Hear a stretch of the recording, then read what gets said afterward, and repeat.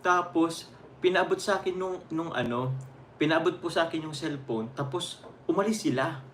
Pumunta sila sa kalsada.